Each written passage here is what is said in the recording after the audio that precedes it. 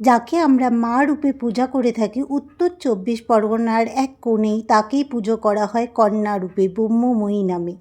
কীভাবে হলো এই অদ্ভুত রূপান্তর চলো জেনে নেওয়া যাক। শ্যামনগরের মূলাচল কালীবাড়ির অদ্ভুত ঐতিহাসিক কাহিনী। উত্তর ২৪ পরগনার শ্যামনগর স্টেশনের ঠিক কাছেই অবস্থিত এই মূলাচল গ্রাম। এখানে দূর দূরান্ত থেকে ভক্তরা আসে মা ব্রহ্মময়ীর কাছে পুজো দিতে। ভাগীরথী নদীর তীরে প্রতিষ্ঠিত এই কালী মন্দিরটি ইতিহাস অত্যন্ত বেদনাময়। কথিত আছে এই কালীবাড়ির প্রতিষ্ঠাতা ছিলেন কলকাতার পাথুরিয়া ঘাটের বিখ্যাত জমিদার গোপীমোহন ঠাকুর। তিনি ছিলেন রবীন্দ্রনাথ ঠাকুরের ঠাকুরদা প্রিন্স দ্বারকানাথের ভাই।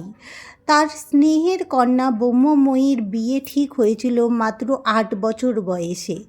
বিয়ের দিন সকালে তার মেয়ে গঙ্গা স্নানে যাওয়ার ইচ্ছা প্রকাশ করেছিলেন। সেই মতো মেয়েকে পালকিতে চাপিয়ে আহুরিতলার ঘাটে গঙ্গা স্নানে পাঠানো হয়। কিন্তু গঙ্গা স্নানের সময় সমস্ত লোক উঠে এলেও ব্রহ্মময়ী আর উঠে আসেনি। কন্যার শোকে প্রায় পাগল গোপীমোহন এই শোকাহত অবস্থাতেই স্বপ্নাদেশ পায়। মা তাকে দর্শন দেন এবং বলেন যে তিনি তার কন্যারূপে ছিলেন এবং তার ব্রহ্মময়ীর যেখানে দেহ পাওয়া যাবে সেখানেই তার মন্দির যেন স্থাপন করা হয়। এই মতো আদেশে গোপীমোহনও কাজ শুরু করে দেয় কন্যার মৃতদেহ খোঁজার এবং এক সময় কন্যার মৃতদেহ পাওয়া যায় এই শ্যামনগরের মূলাচল অঞ্চলে এবং সেখানে একটি কোষ্ঠী পাথরের কালী মূর্তিও পাওয়া যায়। কোষ্ঠী পাথরের কালী মূর্তিটি তিনি স্থাপন করেন ১৮০৫ সালে ব্রহ্মময়ী কালী মন্দির প্রতিষ্ঠা করেন। এখানে কালীকে নিজের মেয়ে রূপেই পূজা করতে থাকেন গোপীমোহন। মন্দিরের দুদিকে ৬টি শিব মন্দির প্রতিষ্ঠা করেন এবং শেষের শিবগুলো অন্য শিবের তুলনায় আকারে অনেকটাই বড়। মন্দিরটি রত্ন শৈলতে নির্মিত। এই কথাও প্রচলিত রয়েছে যে দেবী এই মন্দিরে প্রথমে দক্ষিণমুখী ছিলেন। সাধক রামপ্রসাদ সেন একবার গঙ্গায় চেপে বাড়ি হালিশহরে যাচ্ছিলেন আর যাওয়ার পথে গান গাইছিলেন।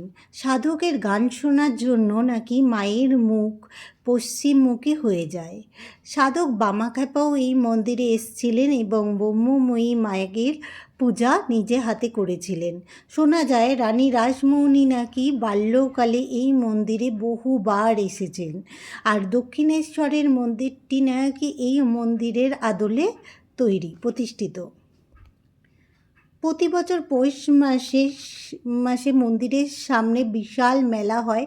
এছাড়াও কথিত রয়েছে যে এখানে জোড়া মূল্য দিয়ে পুজো দেওয়ার রেওয়াজ রয়েছে। এছাড়াও প্রতিদিন প্রচুর বিবাহ এখানে হয়ে থাকে। এটা কিন্তু প্রত্যেকে মনে করেন যে এটি একটি পুণ্যস্থান। এখানে ভীষণ জাগ্রত মন্দির হিসাবে প্রতিষ্ঠিত রয়েছে। সবাই ভীষণ পছন্দ করে এই মন্দিরটা আর এই মায়ের মূর্তি।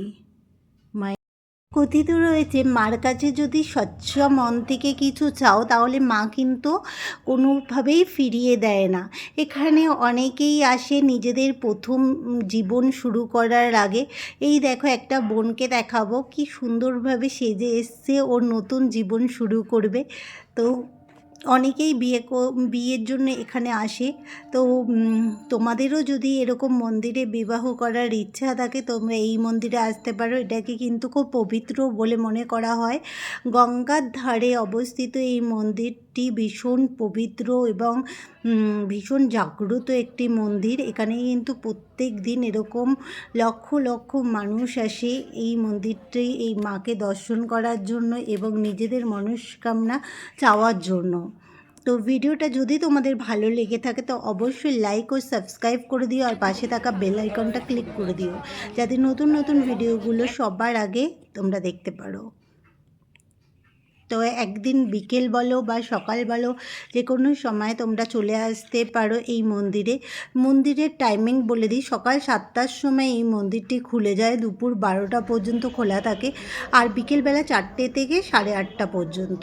মন্দিরের ঠিক পাশেই রয়েছে একটা দোকান, সেখানে দেখো এত সুন্দর সুন্দর বিগ্রহ বিক্রি হচ্ছিল, যেগুলো আমি ভাবলাম তোমাদের সাথে একটু শেয়ার করি। এই কৃষ্ণ মূর্তিটা আমার ভীষণ ভালো লেগেছে, ভীষণ সুন্দর লেগেছে। আর এছাড়াও দেখো এই দুটো অপূর্ব সুন্দর। তো আজকের মতন এখানেই শেষ করলাম। সবাই ভালো থেকো, সুস্থ থেকো, আর যারা যারা ভিডিওটা দেখছো অবশ্যই লাইক ও সাবস্ক্রাইব করে আমার পাশে থেকো।